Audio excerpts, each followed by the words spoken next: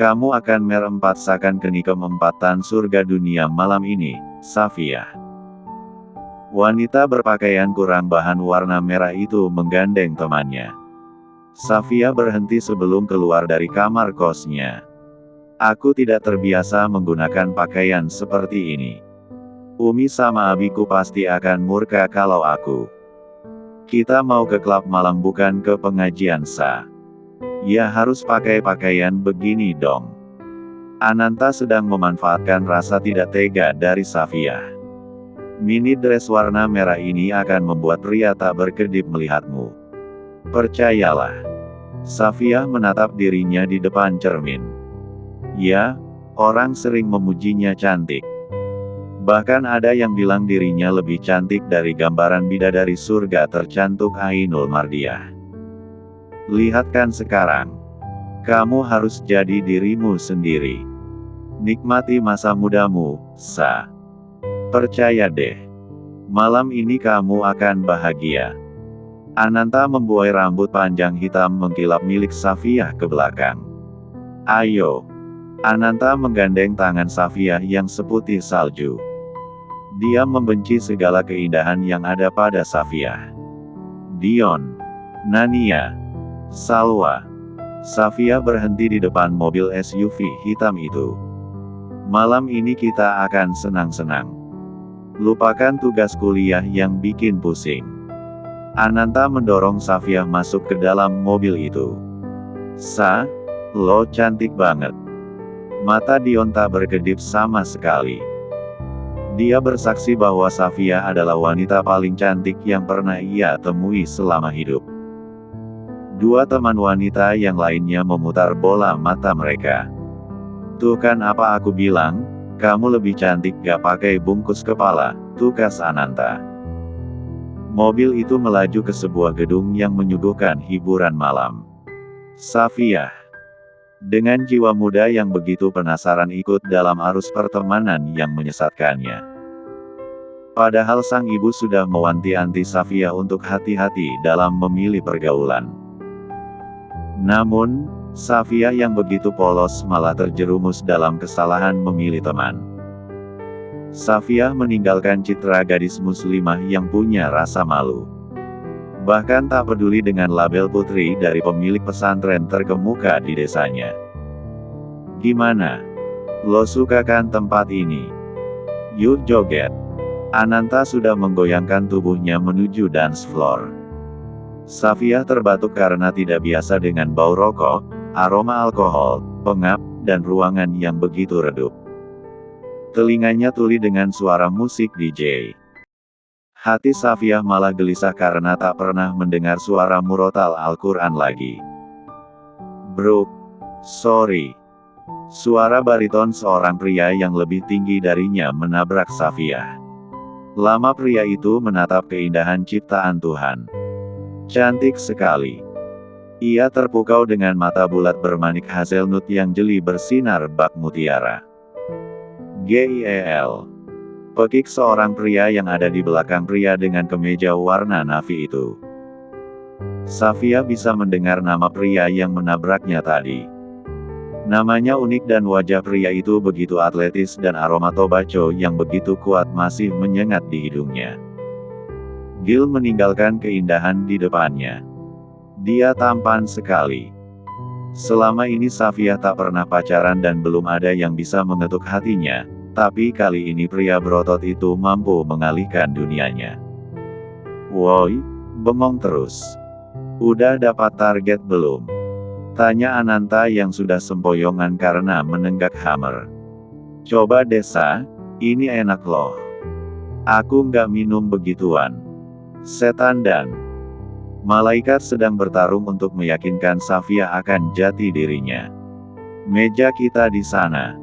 Udah ada makanan juga. Aman kok. Ada orange juice. Ananta merangkul Safia sambil berjoget. Ada banyak makanan di sana. Safia asal ambil. Dia mengunyah tempura udang. Lupa bahwa ia alergi makanan laut. Safia tertawa menonton teman-temannya yang berjoget. Ia terbatuk hingga minum orange juice itu. Namun, setengah kesadarannya hilang. Pada tempat yang sama Gil Nathaniel tengah meneguk alkohol di meja bar. Apa yang membuat CEO Daisy Group bisa drop seperti ini? Temannya menepuk bahu. Urusan pekerjaan atau wanita? Siapa yang tidak kenal dengan Gil? Dia adalah pewaris generasi ketiga dari Daisy Group, memiliki banyak anak perusahaan dan masuk daftar orang berpengaruh hingga terkaya di Asia. Gil terus meneguk alkohol itu. Kaluna tidak ingin menikah. Apalagi yang kurang dari Kujio. Tunanganmu memang sangat ambisius. Dia seorang dokter yang hebat. Gio merasa lebih berhak untuk bersama dengan Kaluna. Tapi dia lebih cocok bersamaku. Mata almond Gil menatap tajam. Haha, bercanda, bro. Demi apapun malam itu Gio yakin bisa menghancurkan Gil yang menurutnya sangat beruntung dalam segala hal. Gi, kamu sudah terlalu mabuk. Gio memberikan kode mata pada seseorang di sana. Mereka memapah Gil yang terus merancau memanggil nama Kaluna. Sementara Safia juga diboyong oleh teman-temannya ke dalam kamar hotel. Lumayan juga ya, uangnya bisa bikin kita party besar. Ananta menyeringai menatap Safia yang sudah mulai memerah kulitnya. Udah, kita pergi sekarang. Beberapa menit kemudian Gil masuk ke kamar itu. Dia menatap sosok bidadari yang ada di tempat tidur. Matanya begitu lapar. Jakunnya naik turun. Malam ini sangat indah. Gil yang berada dalam pengaruh minuman keras membangunkan Safia. Safia pun setengah sadar. Dia menerima setiap perlempatkuan lem 6 ut yang mentiga-entakan dirinya. Gil terbangun saat matahari mulai menamparkan wajahnya dari jendela kamar hotel. Gil terlonjak saat mendapati wanita tanpa busana dengan wajah seperti monster. Bergerindil merah. Safia juga tak kalah terkejut. Wajahmu sangat menjijikan. Gil bergidik memandang wajah bengkak, bibir jontor, dan merah. Apa yang terjadi denganku? Safia sesak nafas. Alerginya kambuh dan wajahnya berubah jadi mengerikan. Namun, yang lebih mengejutkan lagi, dia menengok serpihan darah. Arg! Safia terisak karena kesuciannya sudah hilang dalam satu malam. Gil buru-buru memungut pakaiannya. Bulu kuduknya merinding. Memandang Safia adalah trauma baginya. Tuan, kenapa semua ini bisa terjadi? Safia menutup diri dengan selimut. Anggap saja kita tidak pernah mengenal perempuan buruk rupa. Gil mencabut seluruh uang di dompet dan membuangnya di wajah Safia. Safia meraung. Meratapi kebodohannya yang terbujuk rayu datang ke klub malam. Ya Allah. Maafkan aku. Aku telah melakukan dosa besar. Safia terasa goyah saat memijak lantai. Ponselnya berdering berkali-kali. Safia terduduk kembali sambil meraung mengeluarkan bulir kristal dari mata indahnya. Ya Allah. Kenapa aku begitu bodoh? Seharusnya aku dengar ucapan Umi agar tidak berteman dengan mereka. Safia terbaring di lantai. Bagaimana Safia tidak histeris? Foto Safia ke klub malam dan dibopong pria bermasker sudah beredar di media sosial kampus. Bukan hanya satu, tapi banyak. Cacian menghujaninya. 1 bulan kemudian, Safia pulang ke kampungnya dengan tubuh yang kurus. Dia bertekad untuk bercadar dan meninggalkan bangku kuliah karena namanya sudah tercoreng. Umi, Abi. Safia meletakkan koper. Mata bulatnya berkaca-kaca. Sang ayah yang notabene pemuka agama di pesantren itu menatap penuh murka pada Safia. Dia pergi begitu saja saat sang putri datang. Sang ibu juga sama kecewa karena pergaulan bebas Safia. Namun, dia mencoba menerima sang putri dengan ketulusan. Ini yang Umi inginkan. Kamu kembali ke jalan Allah. Di balik cadar hitamnya mulut Safiyah bergetar. Dia menyesali mulut bodohnya yang sering membantah orang tua. Huek, huek. Safiyah memegangi perut. Berlari ke toilet. Sang ibu sudah punya firasat buruk. Apalagi dia sudah mendengar kabar Safiyah pergi ke klub malam. Tidur dengan pria asing pula. Safiyah muntah terus-menerus. Kamu hamil? Tanya sang ibunda. Hujan di sore itu kian deras. Safiyah terdiam sejenak saat mendengar pertanyaan sang ibu. Pergi kamu dari rumahku ini. Kamu bukan putriku lagi. Sang ayah menyeret Safiyah hingga ke depan rumah. Kamu adalah aib keluarga. Jangan pernah datang ke sini lagi. Bikin malu saja. Dubrak. Pintu itu tertutup. Safiyah kehujanan hingga menggigil pun tidak dibukakan pintu. Ya Allah, aku harus bagaimana sekarang? Safiyah tiba-tiba pingsan di tengah hujan deras. Kelopak mata dengan bulu lentik yang terus tergerus cairan kesedihan itu mulai terbuka. Safiyah memperhatikan dinding putih dengan bingkai ayat-ayat kaligrafi. Kamu sudah bangun. Seorang wanita renta membawakan air putih yang hangat. Umimu menyuruh kamu di rumah Bude dulu. Abimu masih tidak bisa menerimamu. Safiyah kini tak punya arah lagi. Dia menatap dirinya pada cermin yang ada di seberang sana. Keindahan yang telah ternodai oleh bujuk rayu setan untuk mencicipi dunia yang fana. Bude, Abi membenciku. Apa yang harus aku lakukan sekarang? Aku merasa seperti pendosa yang sudah tidak punya tujuan. Nak, ingat apa yang dikatakan Ibnul Qayyim. Tidak ada sesuatu yang paling disukai oleh setan kecuali memasukkan kesedihan di dalam hati manusia. Hingga membuatnya rapuh lalu menyerah pada hidup. Astagfirullah, maafkan hambamu ini. Safiyah berlutut di lantai dengan isak yang menyesakkan dada. Aku akan kuat demi anakku.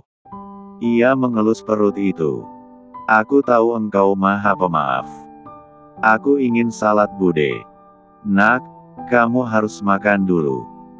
Kamu tadi pingsan loh di pesantren. Umimu berpesan pada Bude supaya membawamu ke rumah ini saja. Safiyah bertanya-tanya dalam hati. Apakah sehina itu dia di mata keluarganya? Jika orang lain yang mencaci maki dan merendahkannya tidaklah mengapa, tapi itu orang tuanya. Usir perempuan rendahan itu dari desa kita. Dia sudah berbuat dosa. Usir. Usir. Suara ribut itu datang dari teras rumah adik dari Ibu Safiyah. Bude, ada apa lagi itu? Safiyah merasakan ujian hidup yang bertubi-tubi setelah dia tidur dengan pria asing itu. Sang Bude dan Safiyah datang ke teras. Kenapa kalian teriak-teriak seperti ini? Tanya Bude. Wanita ini harus pergi dari desa kita. Tunjuk wanita parubaya pada Safiyah yang sudah mengenakan cadar itu. Hati Safiyah berdesir hebat saat didatangi puluhan orang yang ada di desa itu. Atas dasar apa kalian ingin mengusir Safiyah pergi dari desa ini? Bude menghadang mereka untuk meraih Safiyah. Allah, Gus Ilham sama Ning Maryam saja tidak menerima putri mereka yang sudah menjadi aib di desa ini. Siapa yang tidak tahu sial Safiyah? Duar.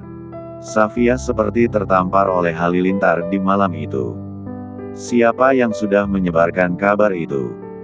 Kamu kira cuma kamu yang kuliah di kota? Putra-putri kami juga sudah tahu, di kampus kalian sudah heboh berita itu. Safiyah membidik satu orang yang dulu sering dekat dengannya. Anina. Dia tak percaya wanita yang ia anggap saudara juga menusuknya dari belakang. Ayo cepat usir dia dari kampung ini. Ibu-ibu itu menarik tangan Safiyah di tengah sayup hujan malam. Jangan main hakim sendiri.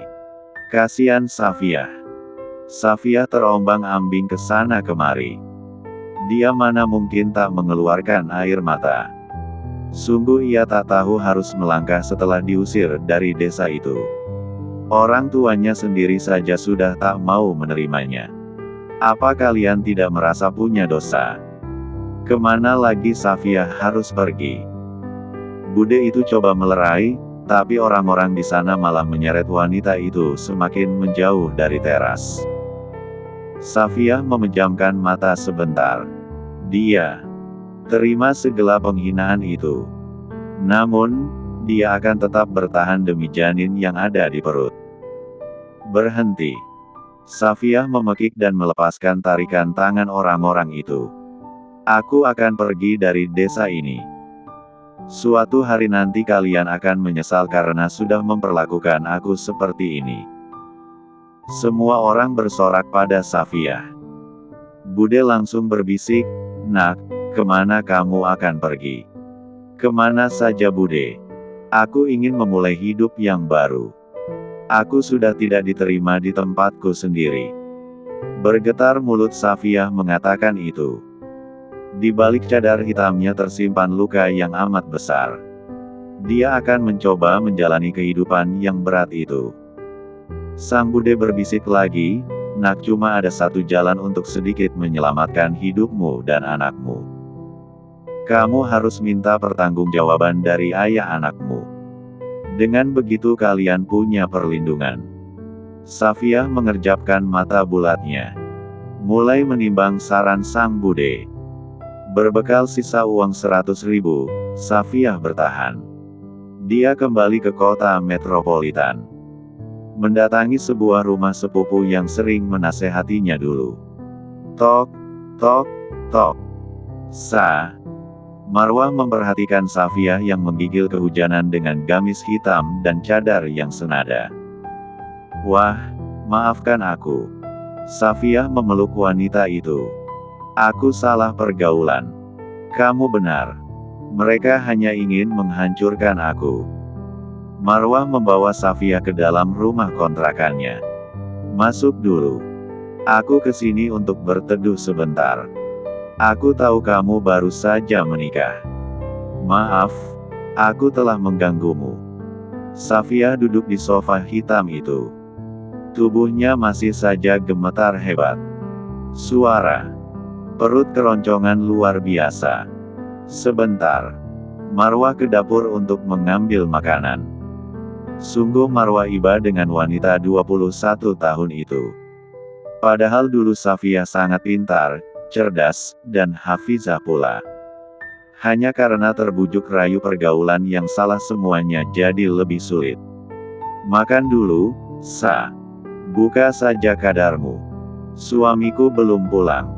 Safia gemetar menyuap nasi ke mulut. Dia menelan makanan itu dengan susah payah agar bisa bertahan hidup demi makhluk mungil yang ada di dalam rahimnya. "Aku tidak akan menyalahkan kamu atas masa lalumu, Sa. Ibu ada meneleponku. Katanya kamu diusir sama Umi dan abimu.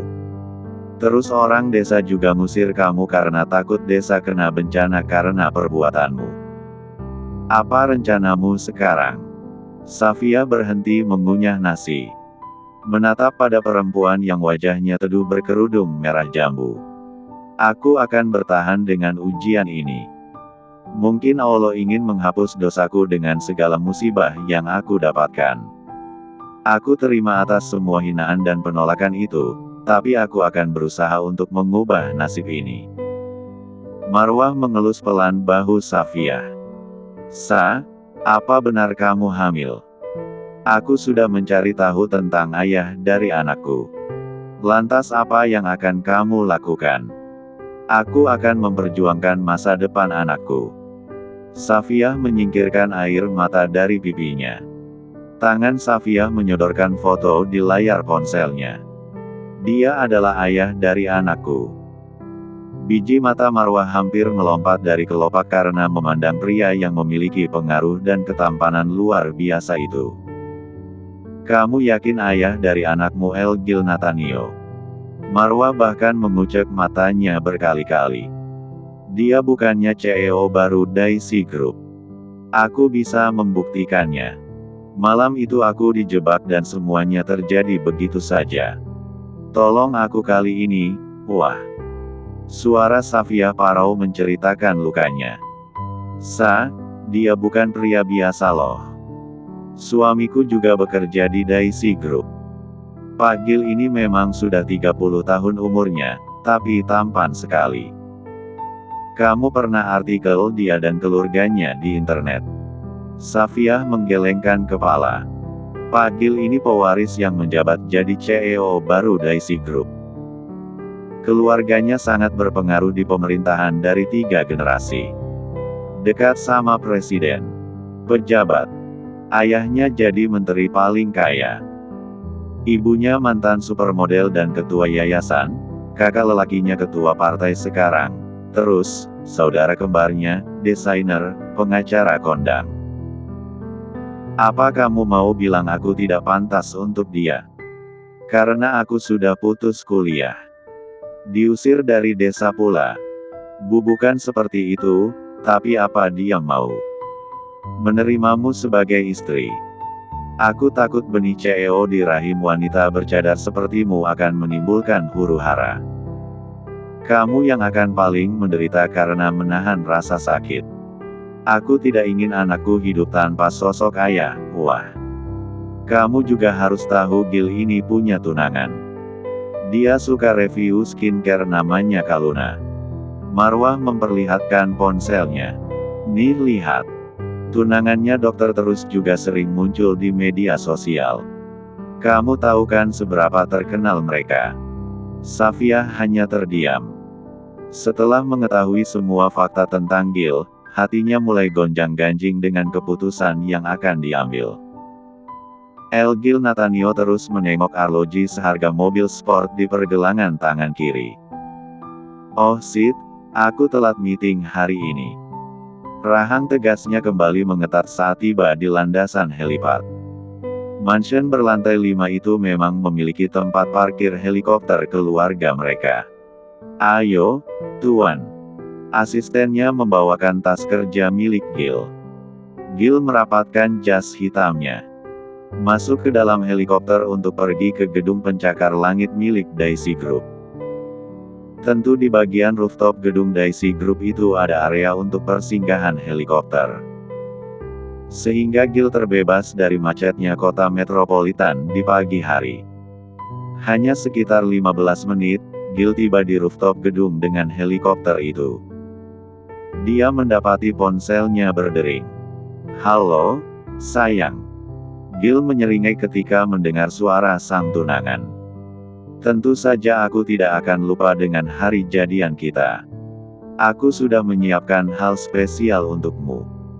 Suara derap langkah seorang pria tergopoh-gopoh berlari ke arah Gil yang baru saja turun dari helikopter. Tuan, gawat. Personal asisten itu ngos-ngosan. Dia yang ikut menjemput Gil saat pagi hari setelah bersama wanita asing di kamar hotel. Gil menyudahi panggilan telepon itu. Kenapa? Gil menyatukan alis tebalnya. Di lobi kantor ada wanita bercadar mencari tuan. Dia menitipkan surat ini. Gil membuka lipatan kertas itu dan membacanya. Aku adalah wanita yang kamu tiduri di malam itu. Wanita yang wajahnya kamu bilang seperti monster. Aku datang dengan membawa kabar bahwa di perutku ada benihmu. Aku ingin kamu bertanggung jawab. Nikahi aku secara agama dan negara.